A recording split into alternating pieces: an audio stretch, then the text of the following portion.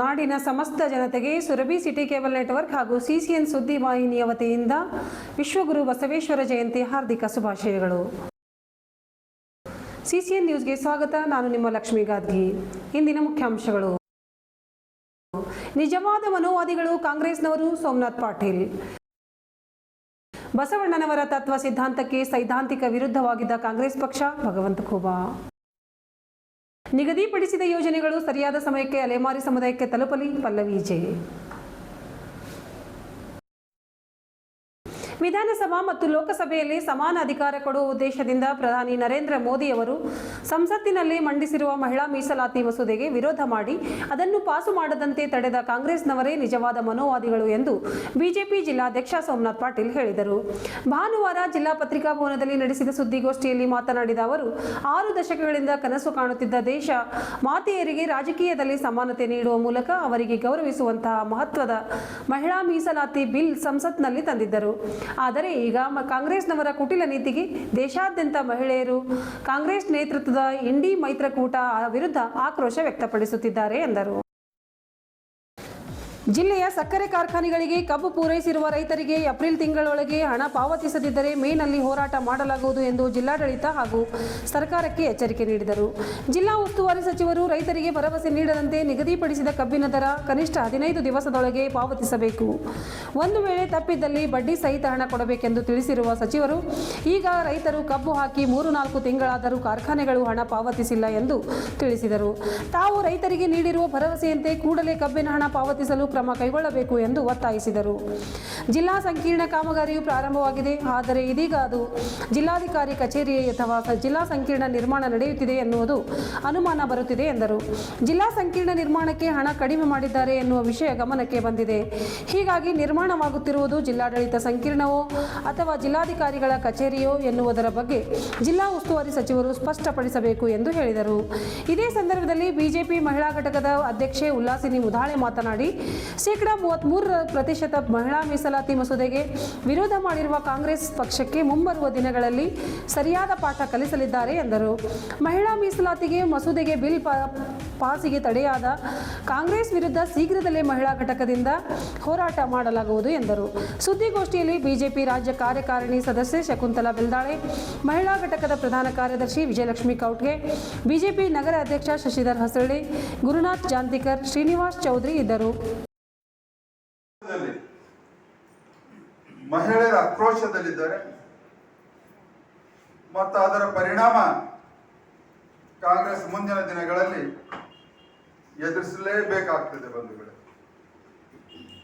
ಹೀಗಾಗಿ ನಾವು ಕಾಂಗ್ರೆಸ್ಸಿನ ನಡವಳಿಕೆಗೆ ಧಿಕ್ಕರಿಸ್ತೀವಿ ಮತ್ತು ಖಂಡಿಸ್ತೀವಿ. ಮತ್ತೊಂದು ವಿಷಯ, ಪ್ರಧಾನ ಮಂತ್ರಿ ಫಸಲ್ ಬಿಮಾ ಯೋಜನೆ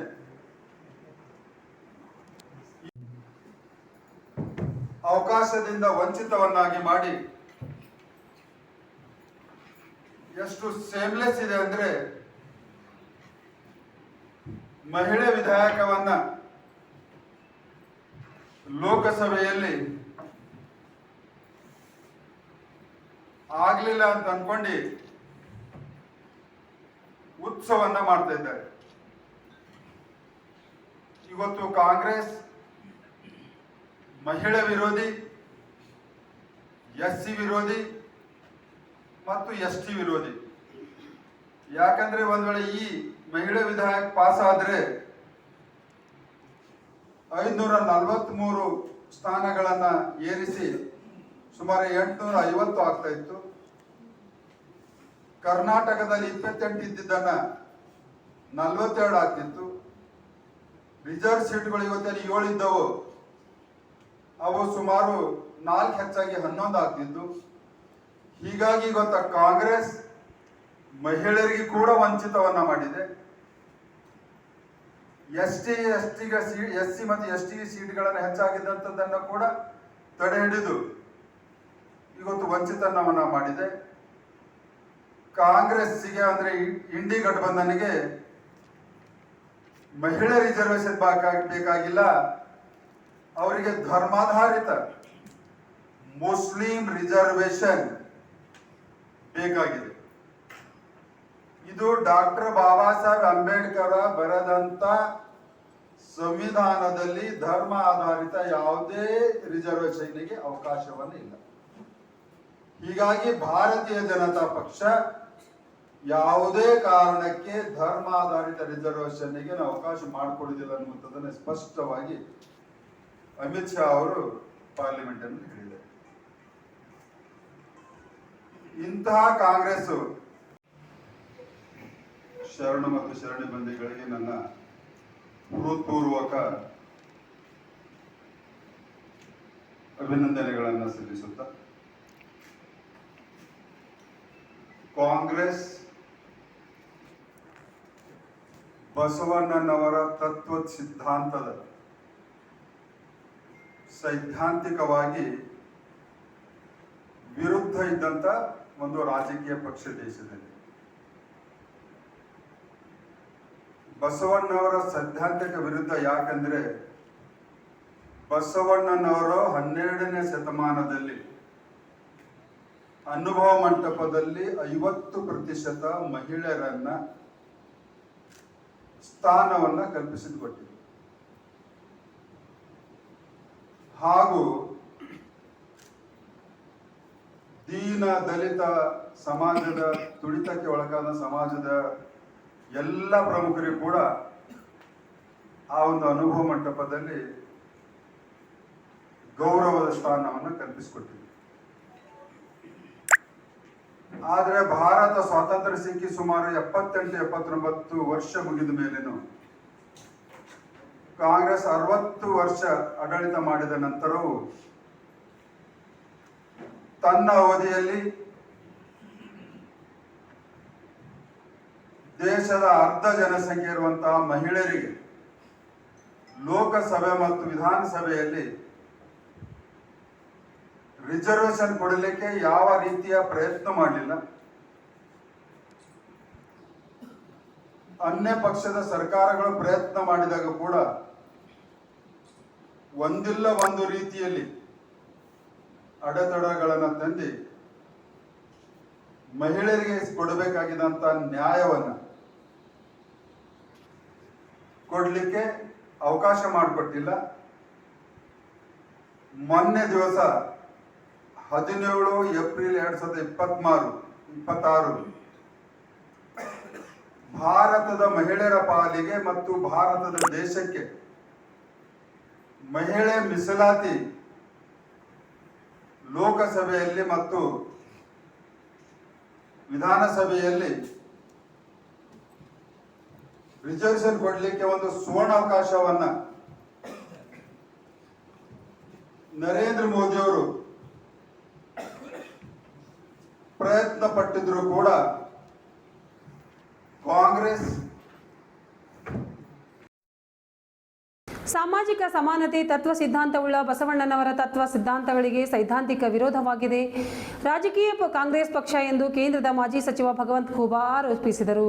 ಭಾನುವಾರ ಇಲ್ಲಿಯ ಪತ್ರಿಕಾ ಭವನದಲ್ಲಿ ನಡೆಸಿದ ಸುದ್ದಿಗೋಷ್ಠಿಯಲ್ಲಿ ಅವರು ಮಾತನಾಡಿ 12ನೇ ಶತಮಾನದಲ್ಲಿ ಬಸವಣ್ಣನವರು ಅನುಭವ ಮಂಟಪದಲ್ಲಿ ಮಹಿಳೆಯರಿಗೆ 50% ಸ್ಥಾನ ನೀಡಿದರೆ ದೀನ ದಲಿತ ಶೋಷಿತ ವರ್ಗಗಳಿಗೆ ಗೌರವ ಸ್ಥಾನ ನೀಡಿದರು ಎಂದು ಹೇಳಿದರು.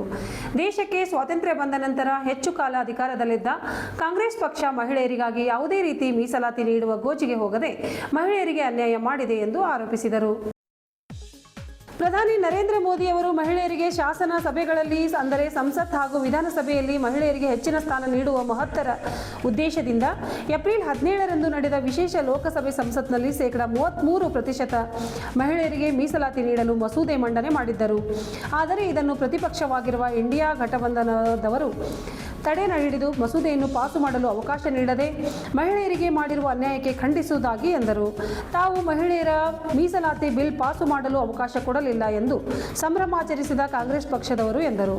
ಕಾಂಗ್ರೆಸ್ನವರಿಗೆ ಮುಸ್ಲಿಂ ಮೀಸಲಾತಿ ಬೇಕು, ಧರ್ಮ ಆಧಾರಿತ ಮೀಸಲಾತಿ ಬೇಕು, ಮಹಿಳಾ ಮೀಸಲಾತಿಗೆ ಅಷ್ಟೇ ವಿರೋಧ ಮಾಡಿಲ್ಲ. ಕಾಂಗ್ರೆಸ್ ಪಕ್ಷ SC ST ಜನಾಂಗಕ್ಕೂ ಸಹ ಅನ್ಯಾಯ ಮಾಡಿದೆ. ಸಂಸತ್ತಿನಲ್ಲಿ ಈ ಬಿಲ್ ಪಾಸಾದರೆ ಪರಿಶಿಷ್ಟ ಜಾತಿ ಪರಿಶಿಷ್ಟ ಪಂಗಡಗಳಿಗೂ ಸಹ ಹೆಚ್ಚಿನ ಸ್ಥಾನಗಳು ಸಿಗಲಿದ್ದವು ಎಂದು ತಿಳಿಸಿದರು. ಹಿಂದೆ 2010ರಲ್ಲಿ ಕೇಂದ್ರದಲ್ಲಿಯ ಯುಪಿಎ ಸರ್ಕಾರದ ಅವಧಿಯಲ್ಲಿ ರಾಜ್ಯಸಭೆಯಲ್ಲಿ ಬಿಜೆಪಿ ಮಹಿಳಾ ಮೀಸಲಾತಿ ಮಸೂದೆಗೆ ಸಂಪೂರ್ಣ ಬೆಂಬಲ ನೀಡಿದರೂ ಸಹ ಲೋಕಸಭೆಯಲ್ಲಿ ಸ್ಪಷ್ಟ ಬಹುಮತ ಇರುವ ಕಾಂಗ್ರೆಸ್ ಏಕೆ ಮಸೂದೆ ಪಾಸು ಮಾಡಿಲ್ಲ ಎನ್ನುವ ವಿಷಯ ಕುರಿತು ಜಿಲ್ಲಾ ಉಸ್ತುವಾರಿ ಸಚಿವ ಈಶ್ವರ್ ಖಂಡ್ರೆ ಉತ್ತರ ನೀಡಬೇಕು ಎಂದು ಸವಾಲು ಮಾಡಿದರು. ಕಾಂಗ್ರೆಸ್ನವರ ಕುಟಿಲ ರಾಜಕೀಯದಿಂದಾಗಿ ಇಂದಿನವರೆಗೂ ಮಹಿಳೆಯರಿಗೆ ಮೀಸಲಾತಿ ದೊರೆಯಲಿಲ್ಲ ಎಂದರು. ಸುದ್ದಿಗೋಷ್ಠಿಯಲ್ಲಿ ಬಿಜೆಪಿ ಜಿಲ್ಲಾಧ್ಯಕ್ಷ ಸೋಮನಾಥ್ ಪಾಟೀಲ್, ನಗರಾಧ್ಯಕ್ಷ ಶಶಿಧರ್ ಹೊಸಳ್ಳಿ, ಮುಖಂಡರಾದ ಗುರುನಾಥ್ ಜಾಂತಿಕರ್, ಶ್ರೀನಿವಾಸ್ ಚೌಧರಿ, ಮಹಿಳಾ ಘಟಕದ ಅಧ್ಯಕ್ಷೆ ಉಲ್ಲಾಸಿನಿ ಮುಧಾಳೆ ಸೇರಿದಂತೆ ಮತ್ತಿತರರು ಇದ್ದರು. ಸೂಪರ್ ಪಿಎಂ ಸೋನಿಯಾ ಗಾಂಧಿ ಇದ್ರು. 2010ರಲ್ಲಿ ಭಾರತೀಯ ಜನತಾ ಪಕ್ಷ ರಾಜ್ಯಸಭೆಯಲ್ಲಿ ಮಹಿಳಾ ಮೀಸಲಾತಿಗೆ ನಾವು ಸಪೋರ್ಟ್ ಮಾಡಿ ಪಾಸ್ ಮಾಡಿ. ಹಾಗಾದ್ರೆ 2014 ತನಕ 10ರಿಂದ 14 ತನಕ ಲೋಕಸಭೆಯಲ್ಲಿ ನೀವು ಪ್ರಸ್ತಾವನೆ ಮಂಡನೆ ಮಾಡಿಲ್ಲ. ಈಶ್ವರ್ ಖಂಡ್ರೆ ಕೇಳಬೇಕು, ನೀವೆಲ್ಲ ಈಶ್ವರ್ ಖಂಡ್ರೆ ಅದಕ್ಕೆ ಉತ್ತರ ಕೊಡಬೇಕು. ಯಾಕೆ ಮಾಡಿಲ್ಲ ನಿಮ್ಮ ಮಹಾನ್ ನಾಯಕಿ ಅಂದ್ರೆ ನೀವು ಯಾಕೆ ತಂದಿಲ್ಲ ಹೇಳಿ. ನಾವು ರಾಜ್ಯಸಭೆಯಲ್ಲಿ ನಾವು ಸಪೋರ್ಟ್ ಮಾಡಿದ್ವಿ, ಲೋಕಸಭೆಯಲ್ಲಿ ತರಬೇಕಾಗಿತ್ತಲ್ಲ, ನಿಮ್ ಸರ್ಕಾರ ಇತ್ತು.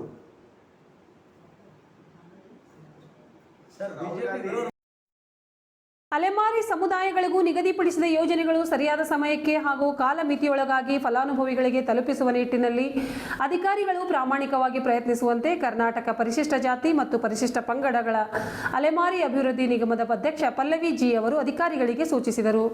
ಅವರು ಶನಿವಾರ ಜಿಲ್ಲಾಧಿಕಾರಿಗಳ ಕಚೇರಿ ಸಭಾಂಗಣದಲ್ಲಿ ವಿವಿಧ ಯೋಜನೆಗಳ ಕುರಿತು ಜಿಲ್ಲಾ ಅನುಷ್ಠಾನ ಸಮಿತಿ ಸದಸ್ಯರು ಹಾಗೂ ಸಂಬಂಧಪಟ್ಟ ಇಲಾಖೆ ಅಧಿಕಾರಿಗಳೊಂದಿಗೆ ಪ್ರಗತಿ ಪರಿಶೀಲನೆ ಮತ್ತು ಸಮಾಲೋಚನೆ ಸಭೆಯನ್ನು ಉದ್ದೇಶಿಸಿ ಮಾತನಾಡಿದರು.